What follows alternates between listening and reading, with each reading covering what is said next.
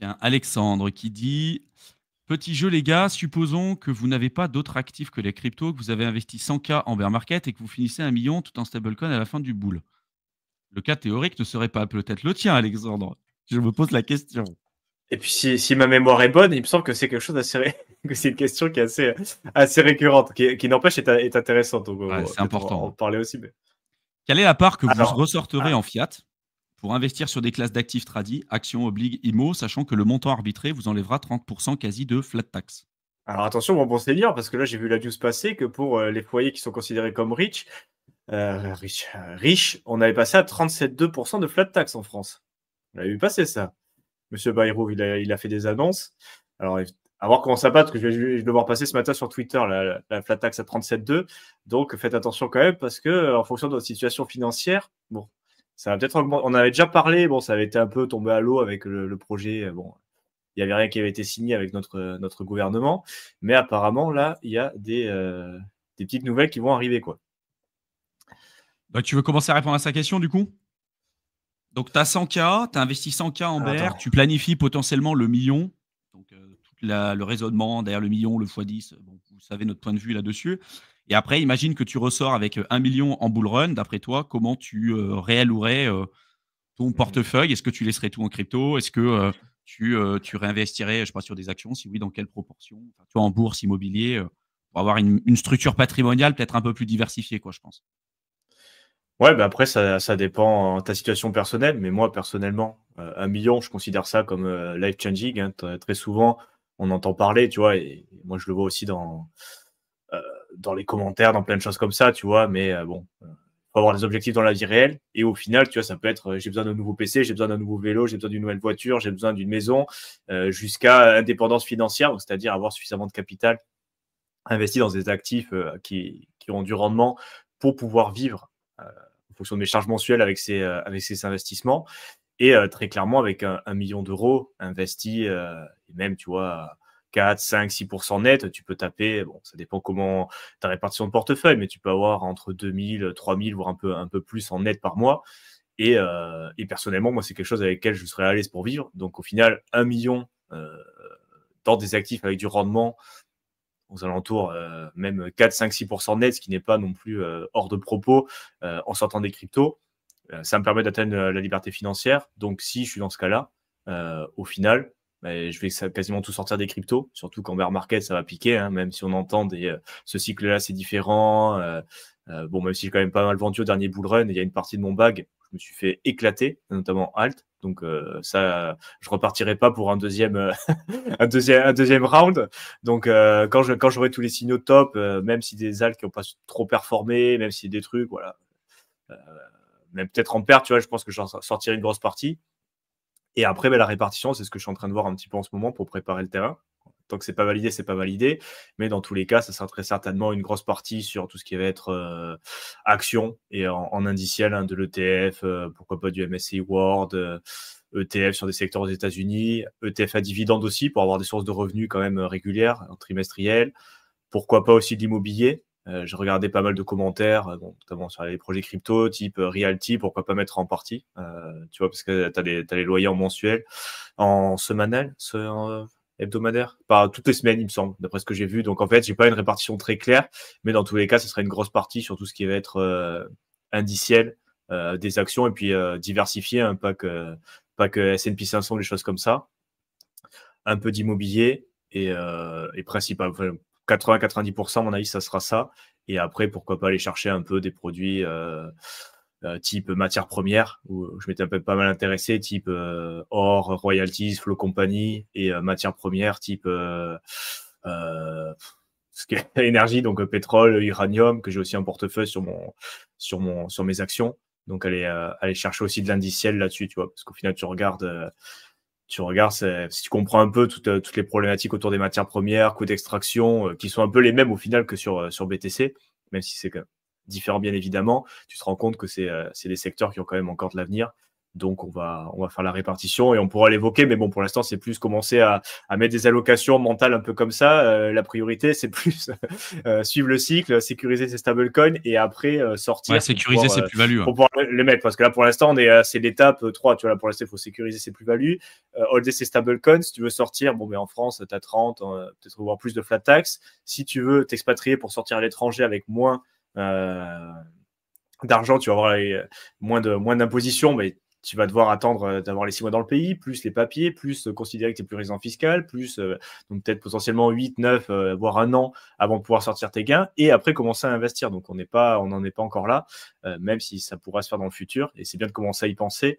Mais dans l'idée, si vous n'avez pas déjà ce million à investir et que ça va dépendre du bull run crypto, le focus c'est sur le bull run crypto, sécuriser les stablecoins et après souffler un peu pour se dire ok, qu'est-ce que je fais maintenant avec ça, tu vois. Après, moi, en gros, pour répondre à sa question aussi, moi, dans tous les cas, une diversification, ça sera super important. Enfin, j'en vois beaucoup qui gagnent de l'argent, puis après, ils diversifient pas, et puis après, ils repèrent tout le cycle d'après parce qu'ils ont mal géré leur truc ou ils se font hacker. Enfin, il y a toujours un risque, en fait, en crypto que tu n'as pas forcément ailleurs. La probabilité que tu te fasses hacker avec tes ETF ou qu'on vienne te voler ton bien immobilier, ça reste quand même un peu plus compliqué quand même. Et puis, c'est des piliers sur lesquels vraiment tu peux te reposer si tu as pour objectif d'atteindre ton indépendance, ta liberté financière et surtout de le rester libre financièrement. Il faut que tu puisses te reposer sur des piliers qui fonctionnent depuis des années, quoi. La crypto, ça reste un pilier qui va commencer à se développer et à maturer dans les prochaines années, mais c'est pas un truc sur lequel, tu vois, on parle beaucoup en crypto de revenus passifs. Les revenus passifs en crypto, pour moi, c'est un peu du bullshit en fait. C'est que c'est pas vraiment passif. Tu as toujours un spectre de passivité. Mais il y a surtout aussi pas mal de surveillance, quoi. Tu fais du staking sur un projet, alors, à part peut-être sur des terres, mais sinon, tu as beaucoup de projets. En fait, si tu les suis pas, bah, en fait, des années après, ils n'existent plus. Ou tu mets sur les poules de liquidité, bah, tu t'es pris énormément de pertes impermanentes parce que tu t'es pas mis sur des ratios de prix assez spécifiques. Enfin, il y a quand même un suivi et je ne pense pas que tu puisses reposer ton indépendance ou ta liberté financière sur plusieurs années, vraiment de manière durable, en étant exposé que à la crypto pour le moment. Dans les prochaines années, je pense que ça sera possible. Mais aujourd'hui, par expérience, c'est quand même assez compliqué. Donc, d'utiliser une partie de cet argent pour investir dans de l'IMO, tu vois, je sais pas, en fonction de l'argent de taille, en fonction de où est-ce que tu es, tu achètes un immeuble de rapport, tu le mets en location, tu fais de la coloc, tu fais ce que tu veux. Tu auras quand même quelque chose de solide qui aura toujours une valeur, parce que la pierre sera toujours de la valorisation, qu'on le veuille ou non. Tu fais attention à l'emplacement, évidemment, quand tu vas l'acheter. Et puis après, tu fais une gestion indicielle. Alors, sur compte titre, si tu es en France, tu ouvres aussi un PEA, ça peut être intéressant. Tu auras des avantages fiscaux. Alors, Théo parle du MSCI World, mais il y a des manières bien plus intéressantes de faire ça. Tu peux faire bien mieux, même aussi avec des risques ultra mesurés. J'en parle sur mon autre chaîne YouTube, Éternel étudiant. Donc, n'hésite pas à y jeter un coup d'œil. Tu as le lien dans la barre d'infos. Mais moi, je ferais à peu près 30% en bourse, 25-30% en immobilier.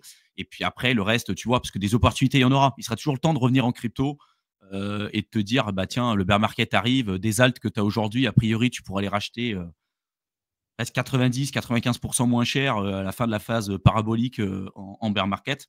Et puis, si tu veux rentrer après sur du Bitcoin, tu pourras toujours le faire, tu vois. Donc, voilà. Après, il faut voir, il faut que ce soit quelque chose aussi qui te parle et qui te fait envie. Si derrière, tu te dis, bah, en fait, l'immobilier, j'ai pas du tout envie de le faire, fais le pas. Tu vois, ça aussi, c'est par expérience. Il y en a qui vont te dire, ah, il faut de l'immobilier, il faut de la bourse, il faut du truc. Il faut que ce soit quelque chose que tu maîtrises, il faut que tu fasses quelque chose qui te plaise et sur lequel tu es bon. Et si tu n'es pas bon, bah, tu vois, la gestion indicielle, ou en tout cas, si tu n'as pas pour vocation d'essayer de surperformer, et je pense qu'il n'y a pas d'intérêt aux particuliers d'essayer de surperformer le marché, la gestion indicielle, c'est le super compromis, quoi. Tu travailles sur ton portefeuille au préalable pendant un certain temps, et puis après, tu as un actif et tu as un portefeuille qui travaille sur toi sur les prochaines années. Tu fais un rééquilibrage une fois par an, mais globalement, il n'y a vraiment pas de boulot, quoi. Et ça, tu sais que c'est un truc sur lequel tu peux te reposer. Tu vois, c'est vraiment un pilier. Tu sais que voilà, tu crées un compte sur Interactive Broker, tu ouvres un compte titre, tu te fais ton allocation, tu rééquilibres un peu. Si tu veux du cash flow, comme l'a dit Théo, tu prends des ETF à dividendes, tu peux investir sur certaines grosses actions à dividendes si tu veux faire du stock picking. Mais après, si tu as été habitué à la crypto, en fait, derrière, tu te diras le risque, tu as l'impression qu'il est inexistant, quoi, parce que la volatilité que tu as en crypto, tu la retrouves pas du tout ailleurs, quoi. Donc, moi, c'est ce que je ferais. Et puis après, si tu veux avoir un peu de métaux précieux, pourquoi pas, mais tu peux t'exposer en physique, mais aussi via la gestion indicielle. Tu n'es pas obligé d'en acheter en physique des métaux précieux. Tu peux investir indirectement sur des entreprises minières. Enfin, il y a plein de manières de pouvoir le faire. Je garderai du cash. peut-être 20% de cash pour saisir des opportunités. Je provisionnerai une partie aussi pour les impôts. Je mettrai une partie en bourse, 20, 25%, 30%. Une partie aussi sur l'immobilier. Et si tu le fais correctement. Tu n'investis pas sur l'immobilier, par exemple. Tu t'amuses pas à investir sur du Pinel. Tu commences pas à faire ce genre de truc, quoi. Tu n'es pas obligé de prendre un truc où tu achètes une boîte à chaussures avec des travaux et tout, parce qu'il y a peut-être plein de merde là-dessus. Il y a des avantages à le faire, mais c'est peut-être pas forcément ce que toi, tu as envie de faire. Mais d'acheter, ne serait-ce que, tu vois, je sais pas, un bien, tu prends un immeuble de rapport, tu commences à scinder peut-être certaines pièces en deux pour faire de la coloc et tout. Voilà, ça se fait. Et après, tu as vraiment une structure patrimoniale et un pilier intéressant. Moi, c'est à peu près ce que je ferais. Ouais. Ouais, et puis après, prendre en compte aussi, parce que là, du coup, on parle beaucoup de crypto, se former pour comprendre un peu le marché, c'est ce qu'on fait sur nos chaînes respectives. Mais dans tous les cas, pensez aussi que il y a pas, enfin, la crypto, ça demande des connaissances, mais toutes les autres classes d'investissement, c'est aussi des connaissances. Donc, comme l'a dit Thibaut, le plus simple à comprendre et à mettre en place, c'est de l'indiciel, hein, comprendre un peu les zones, comprendre sur quoi tu investis, quel est le panier d'actifs, la répartition, et ce que ça t'apporte d'être exposé. Mais si tu veux faire de l'immobilier en physique, ça demande des connaissances quand même assez importantes, hein, pour pas se louper, plus-value latente, l'optimisation, les travaux, essayer de bien gérer son truc, parce que pour avoir du rendement 6, 7, 8, 9, 10%, il faut quand même pas se louper. Cash flow, C'est quoi. pas ouais, mais j'ai vraiment généré du cash flow rapidement, mais il faut pas se louper. Et quand tu t'y intéresses un peu, tu te rends compte que c'est pas si évident que ça. Si tu n'as jamais été là-dedans, si tu personne pour te montrer, ben, il va falloir te renseigner beaucoup. Si tu veux faire du stock picking, tu sais très bien qu'en tant que particulier, tu as très peu de chances de surperformer la gestion indicielle, donc il va falloir te former encore plus. Et tout ce qui va être détenir pas en gestion indicielle, en direct, et qui va être choisir un certain actif parmi dans sa niche, ça va demander une formation. Donc au final, on parle aussi d'investissement exotique. J'ai vu passer de type carte Pokémon, bouteille de vin, avec carte Magic, enfin il y a plein de trucs comme ça. Ça peut se faire aussi, mais ça demande de se former spécifiquement dans ce truc-là. Et il faudra voir un peu les envies et les goûts de chacun, parce qu'il y en a qui vont être très bons dans ces choses-là, parce que ça leur parle. Et la plupart des gens, ils font un peu d'immobilier. Si ça ne te parle pas du tout, n'y va pas, parce qu'il va falloir te former, et il va falloir passer tout ce que tu fais dans la crypto pour essayer de te former, comprendre comment ça marche. Il va falloir le refaire aussi dans d'autres classes d'actifs, donc il va falloir diversifier, mais tout en sachant que si tu veux pas faire n'importe quoi non plus, il y a un minimum de formation et d'apprentissage sur ces nouvelles classes d'actifs qui, a priori, tu n'as pas forcément encore en portefeuille, quoi. Et tu n'es peut-être pas obligé de tout faire non plus en même temps. Tu te Oui, concentres voilà, sur un c'est pour ça truc, tu deviens bon c'est pour ça là-dessus, que, et après, premièrement, le bull run, les plus-values, les stablecoins, on souffle un peu, on réfléchit ce qu'on va faire, fiscalité, comment je sors, où c'est que je fais, est-ce que je reste en France, est-ce que je parle de la France, et une fois que je mets tout ça en place, tu vois, même si tu t'expatries dans un autre pays, avant de pouvoir cash out et réinvestir dans d'autres actifs, tu vas avoir il se passe des choses. au moins 7, 8 mois où tu vas avoir du temps de latence, où tu auras tes stablecoins et tu auras le temps de réfléchir. Donc ça sert à rien non plus de se presser. Post-bull run, on aura normalement du temps pour réfléchir un peu où c'est qu'on met nos petits œufs, quoi.